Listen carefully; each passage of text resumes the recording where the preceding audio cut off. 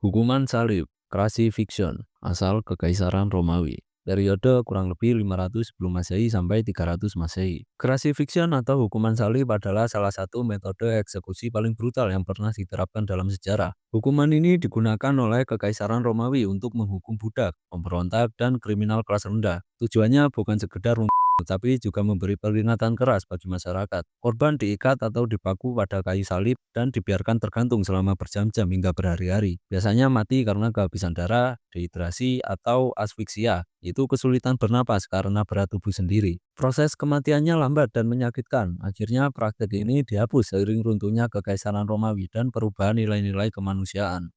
Dibakar hidup-hidup, asal Eropa abad pertengahan. Abad ke-13 sampai 17. Hukuman dibakar hidup-hidup digunakan secara luas selama abad pertengahan, terutama oleh lembaga keagamaan dan pengadilan inkuisisi. Metode ini sering dijatuhkan kepada mereka yang dianggap heretik, penyihir, atau pengkhianat. Korban diikat pada tiang kayu di atas tumpukan kayu bakar, api dinyalakan dari bawah, menyebabkan korban mengalami rasa sakit luar biasa sebelum akhirnya meninggal karena luka bakar, kehabisan oksigen, atau shock. Kasus paling terkenal adalah eksekusi Joan of Arc pada tahun 1431 yang dibakar karena dianggap penyihir dan pengkhianat oleh Inggris. Praktek kejam ini perlahan menghilang seiring berkembangnya sistem hukum modern dan penolakan terhadap kekuasaan absolut gereja atas kehidupan dan kematian seseorang. Dipenggal atau beheading, asal Eropa dan Timur Tengah.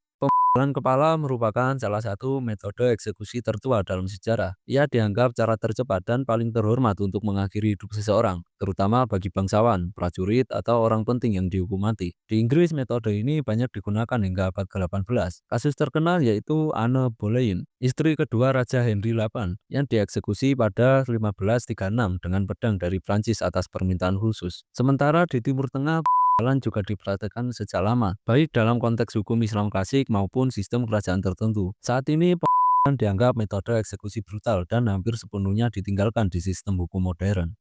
Guillotine, asal Perancis, akhir 1700-an. Guillotine adalah alat eksekusi yang dirancang untuk memotong kepala dengan cepat dan tanpa rasa sakit. Alat ini mulai digunakan secara luas pada masa revolusi Prancis. Dibanding metode tradisional dengan kapak atau pedang, guillotine dianggap lebih efisien dan manusiawi karena minim risiko kegagalan. Nama guillotine berasal dari Dr. Joseph Ignace Guillotin, seorang dokter yang sebenarnya tidak menciptakannya, tapi mengusulkan penggunaannya demi menyamaratakan hukuman mati, agar semua orang dihukum dengan cara yang sama, tanpa diskriminasi kelas. Salah satu kasus paling terkenal adalah eksekusi Marie Antoinette, Ratu Prancis pada tahun 1793. Eksekusi dilakukan di depan umum dan disaksikan ribuan orang. Guillotine tetap digunakan di Prancis hingga 1977, menjadikannya salah satu metode eksekusi modern paling tahan lama. Prancis baru menghapus hukuman mati secara resmi pada tahun 1981.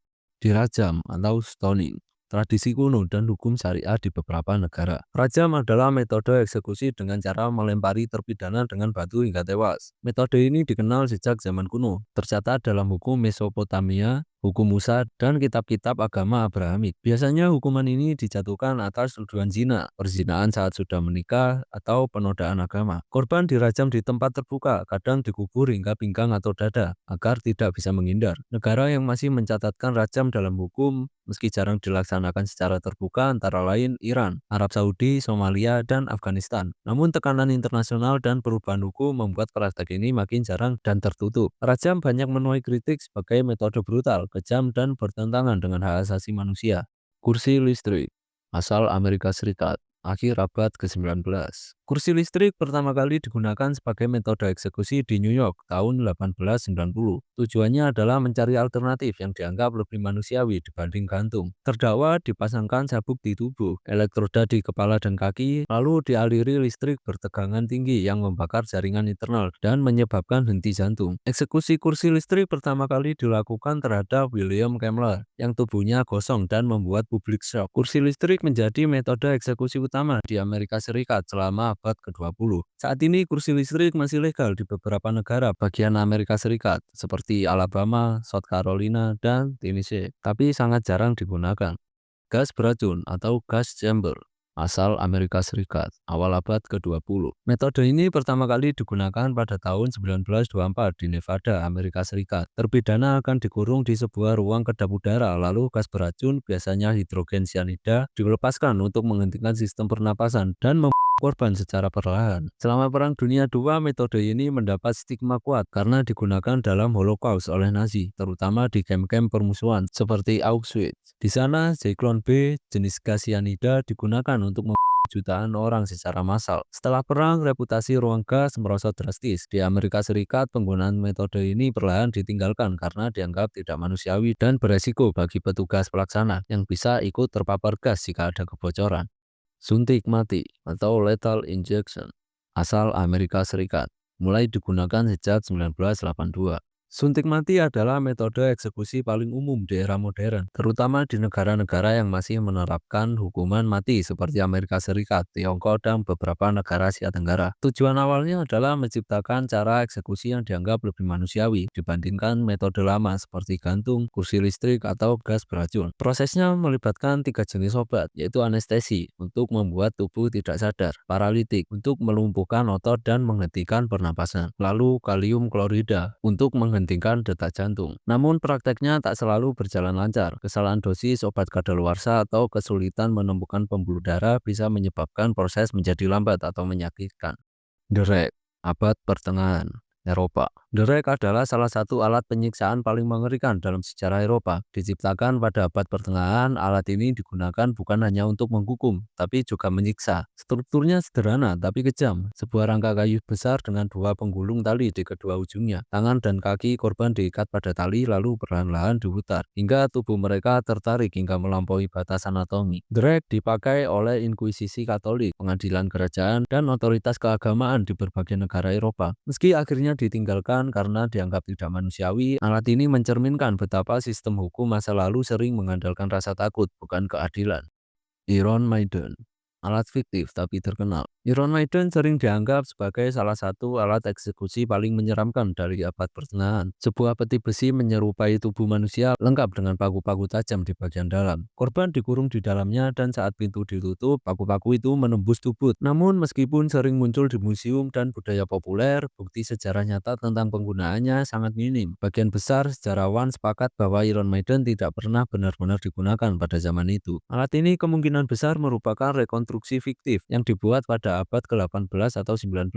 Yang menarik, popularitasnya tumbuh bukan karena digunakan, tapi karena kemampuannya memancing ketakutan dan imajinasi publik. Bahkan band heavy metal asal Inggris mengambil nama Iron Maiden karena asosiasi itu.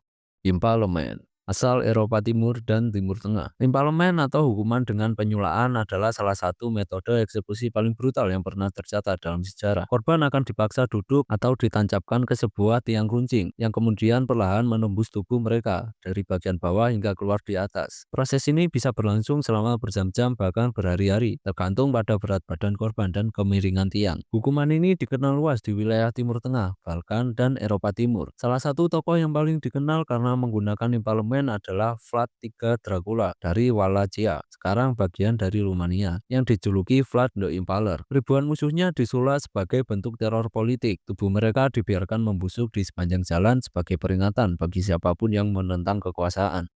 Scapism, Persia kuno. Prosesnya mengerikan. Korban diletakkan terlentang di dalam sebuah perahu, kemudian tubuh korban diolesi dengan madu dan susu, lalu dibiarkan terapung di rawa atau danau. Akibatnya, kulit korban mengundang serangga untuk datang, bertelur, dan menyiksa tubuhnya perlahan. Korban dipaksa makan dan minum setiap hari agar tetap hidup, sementara belatung dan lalat menggerogoti tubuhnya hidup-hidup. Scapism dirancang untuk membuat korban menderita perlahan-lahan di hadapan publik, sebagai peringatan bagi yang lain. Tak heran, metode ini dianggap sebagai salah satu bentuk hukuman mati paling tidak manusiawi dalam sejarah.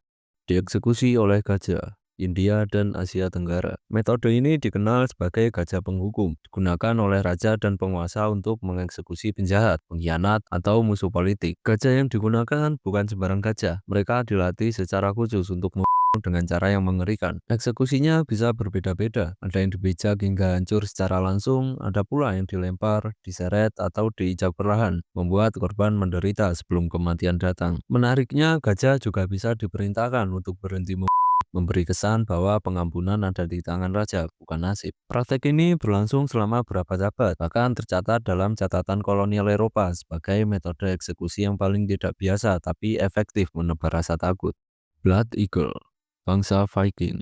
Metode ini diyakini sebagai ritual eksekusi yang sangat menyakitkan dan mungkin juga bersifat simbolis. Catatan tertua menyebutkan bahwa blood eagle dilakukan terhadap musuh-musuh besar Viking, seperti raja atau pengkhianat, sebagai bentuk balas dendam dan penegasan kekuasaan. Prosesnya digambarkan seperti ini: punggung korban dibelah, tulang rusuk dipotong dari tulang belakang, paru-paru ditarik keluar, diletakkan di atas bahu korban menyerupai sepasang sayap berdarah. Inilah asal nama blood eagle. Dalam beberapa versi, korban juga dijaga tetap hidup selama prosesnya berlangsung, menambah intensitas penderitaan. Namun ada perdebatan di kalangan sejarawan. Sebagian percaya ini benar-benar dilakukan oleh para Viking. Sebagian lain menganggapnya mitos atau propaganda dari musuh-musuh Viking untuk menggambarkan mereka sebagai bangsa yang barbar.